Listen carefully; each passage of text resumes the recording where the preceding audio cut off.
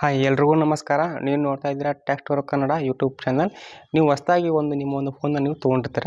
ಆದರೆ ಆವಾಗ ಆ ಒಂದು ಫೋನ್ ಬ್ಯಾಟ್ರಿ ಪಿಕಪ್ಪು ತುಂಬ ಚೆನ್ನಾಗಿ ಬರ್ತಾ ಇರುತ್ತೆ.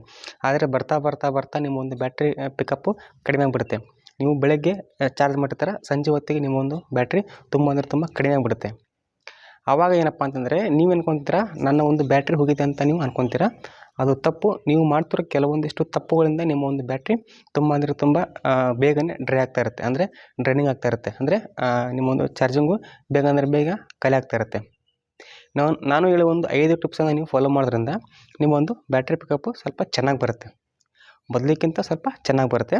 ತುಂಬ ಹೈ ಅಂತಲ್ಲ, ಸ್ವಲ್ಪ ಒಂದು ಲೆವೆಲಿಗೆ, ಒಂದು ಸ್ಟೇಜ್ಗೆ ಸ್ವಲ್ಪ ಚೆನ್ನಾಗಿ ಬರುತ್ತೆ. ನಿಮಗೆ ಅವಾಗ ಅನಿಸುತ್ತೆ ಮೊದಲಿನಕಿಂತ ಈಗ ಸ್ವಲ್ಪ ಚೆನ್ನಾಗಿ ಬರ್ತಿದೆಯಪ್ಪ ಅಂತ ನಿಮ್ಗೆ ಅನಿಸುತ್ತೆ. ಈ ಒಂದು 5 ಟಿಪ್ಸನ್ನು ನೀವು ಫಾಲೋ ಮಾಡಿ.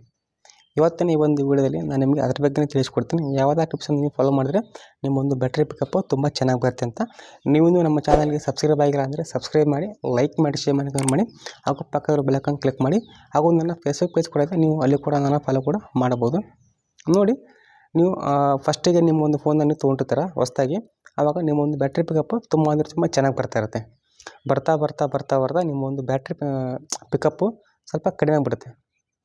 ಹಾಗಂತ ನಿಮ್ಮ ಒಂದು ಬ್ಯಾಟ್ರಿ ಹೋಗಿದೆ ಅಂತಲ್ಲ, ನೀವು ಮಾಡ್ತಿರೋ ಕೆಲವೊಂದಿಷ್ಟು ತಪ್ಪುಗಳಿಂದ ಈ ಥರ ಆಗ್ತಾ ಇರುತ್ತೆ. ಈಗ ನಾನು 5 ಟಿಪ್ಸನ್ನು ನೀವು ಫಾಲೋ ಮಾಡಿ, ನಿಮ್ಮ ಒಂದು ಬ್ಯಾಟ್ರಿ ಪಿಕಪ್ಪು ಸ್ವಲ್ಪ ಲೆವೆಲಾಗಿ ಒಂದು ರೇಂಜಿಗೆ ಸ್ವಲ್ಪ ಪಿಕಪ್ಪನ್ನು ಕೊಡುತ್ತೆ. ಈಗ ಮೊದಲನೇದಾಗಿ ನಿಮ್ಮ ಒಂದು ಬ್ರೈಟ್ನೆಸ್. ನೀವು ಪ್ರತಿ ಸಾರಿನೂ ನಿಮ್ಮ ಒಂದು ಬ್ರೈಟ್ನೆಸ್ಸನ್ನು ನೀವು ಜಾಸ್ತಿ ಇಟ್ಟಿರ್ತೀರ. ನಿಮಗೆ ಅವಶ್ಯಕತೆ ಯಾವಾಗಿರ್ತಲ್ಲೋ ಆವಾಗ ಮಾತ್ರ ನಿಮ್ಮ ಒಂದು ಫೋನಿನ ನೀವು ಬ್ರೈಟ್ನೆಸ್ಸನ್ನು ಸ್ವಲ್ಪ ಜಾಸ್ತಿ ಮಾಡಿ.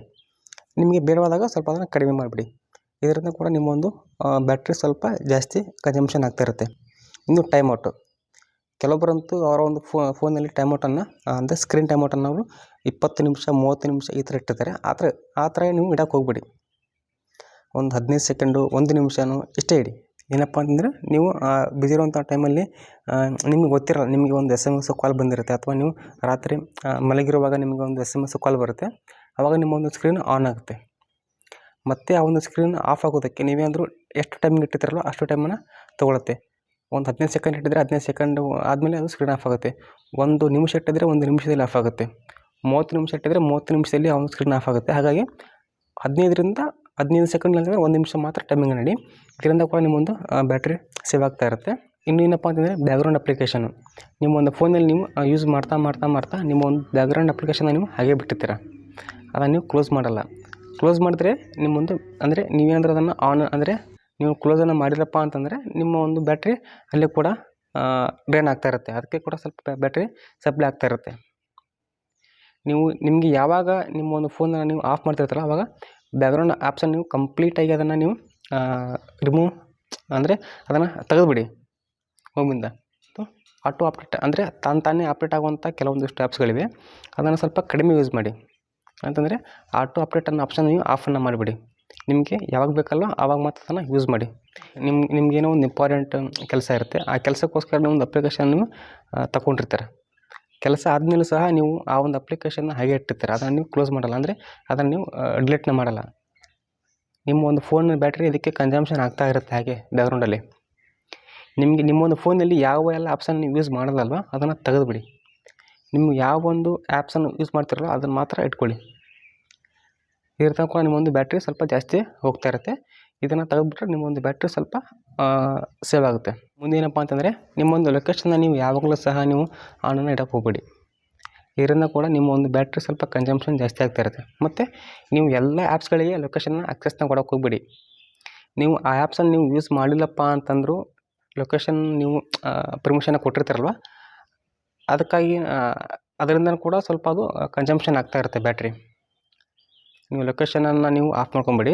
ಇಲ್ಲಪ್ಪ ಅಂತಂದರೆ ನೀವು ಆ್ಯಪ್ಸ್ಗೆ ಹೋಗ್ಬಿಟ್ಟು ನಿಮಗೆ ಯಾವೆಲ್ಲ ಆ್ಯಪ್ಸ್ಗಳಿಗೆ ಲೊಕೇಶನ್ ಅವಶ್ಯಕತೆ ಇಲ್ವೋ ಅದನ್ನು ನೀವು ಆಫನ್ನು ಮಾಡಿಬಿಡಿ.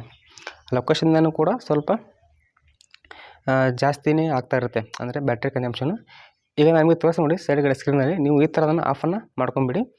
ನಿಮಗೆ ಯಾವೆಲ್ಲ ಆ್ಯಪ್ಸ್ ಬೇಕಲ್ಲ ನೀವು ಈ ಥರ ಅದನ್ನು ಆಫನ್ನು ಮಾಡ್ಕೊಂಬಿಡಿ.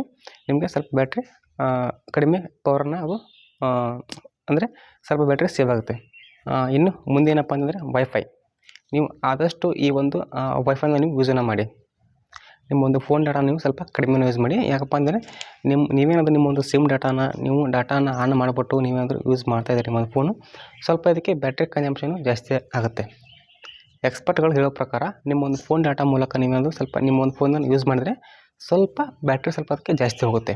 ಈ ಒಂದು ವೈಫೈ ಮೂಲಕ ನಿಮ್ಮ ಒಂದು ಬ್ಯಾಟ್ರಿ ಸ್ವಲ್ಪ ಕಡಿಮೆಯನ್ನು ಕನ್ಸಂಪ್ಷನ್ ಆಗುತ್ತೆ. ಅಂದರೆ ಅಲ್ಲಿ ಕೂಡ ನಿಮ್ಮ ಒಂದು ಬ್ಯಾಟ್ರಿ ಸ್ವಲ್ಪ ಸೇವ್ ಆಗುತ್ತೆ. ಮುಂದೇನಪ್ಪ ಅಂತಂದರೆ battery saver, low power battery saving. ಅಂದರೆ ಇದು ತುಂಬ ಫೋನ್ಗಳಲ್ಲಿ ಈ ಒಂದು ಆಪ್ಷನ್ ಇರುತ್ತೆ. ನಿಮಗೆ ಯಾವ ಒಂದು ಟೈಮಲ್ಲಿ ನಿಮ್ಮ ಒಂದು ಫೋನ್ ಬ್ಯಾಟ್ರಿ ಸ್ವಲ್ಪ ಅಂದರೆ ಪರ್ಸೆಂಟೇಜು ಕಡಿಮೆ ಇರುತ್ತಲ್ವ, ಆವಾಗ ಈ ಒಂದು ಬ್ಯಾಟ್ರಿ ಸೇವಿಂಗ್ ಮೋಡನ್ನು ನೀವು ಆಕ್ಟಿವೇಟ್ನ ಮಾಡ್ಕೊಳ್ಳಿ. ಸ್ವಲ್ಪ ಆವಾಗ ಕನ್ಸಂಪ್ಷನ್ ಆಗೋದು ಕಡಿಮೆ ಆಗ್ತಾ ಇರುತ್ತೆ. ನೀವು ಈ 5 ಟಿಪ್ಸ್ನ ನೀವು ಫಾಲೋ ಮಾಡಿ, ನಿಮ್ಮ ಒಂದು ಫೋನ್ ಬ್ಯಾಟ್ರಿ ಸ್ವಲ್ಪ ಚೆನ್ನಾಗಿ ಬರುತ್ತೆ, ಮೊದಲಿಕ್ಕಿಂತ ಸ್ವಲ್ಪ ಚೆನ್ನಾಗಿ ಬರುತ್ತೆ. ಈ 5 ಟಿಪ್ಸನ್ನು ಫಾಲೋ ಮಾಡಿ, ಖಂಡಿತವಾಗಿಯೂ ನಿಮಗೆ ಒಂದು ಒಳ್ಳೆಯ ಫೀಲನ್ನು ಕೊಡುತ್ತೆ. ಅಂದರೆ ಮೊದಲಿಂದ ಸ್ವಲ್ಪ ಈಗ ಸ್ವಲ್ಪ ನನ್ನ ಒಂದು ಬ್ಯಾಟ್ರಿ ಕನ್ಸಂಪ್ಷನು ಕಡಿಮೆ ಆಗ್ತಿದೆ, ಸ್ವಲ್ಪ ಜಾಸ್ತಿ ಹೊತ್ತು ಪಿಕಪ್ ಬರ್ತಾಯಿದೆ ಅಂತ ನಿಮಗೆ ಅನಿಸುತ್ತೆ. ನೋಡಿ, ಇಷ್ಟೇ ಒಂದು ವಿಡಿಯೋ. ನಿಮಗೆ ಅನ್ನಿಸ್ತು ಈ ಒಂದು ವಿಡಿಯೋ ಬಗ್ಗೆ ದಯವಿಟ್ಟು ಕಮೆಂಟನ್ನು ಮಾಡಿ. ಇಷ್ಟೇ ಒಂದು ವಿಡಿಯೋದಲ್ಲಿ ಈ ಒಂದು ವಿಡಿಯೋ ಇಷ್ಟ ಆದರೆ ಲೈಕ್ ಮಾಡಿ, ಶೇರ್ ಮಾಡಿ, ಸಬ್ಸ್ಕ್ರೈಬ್ ಮಾಡಿ. ಅಷ್ಟೇ.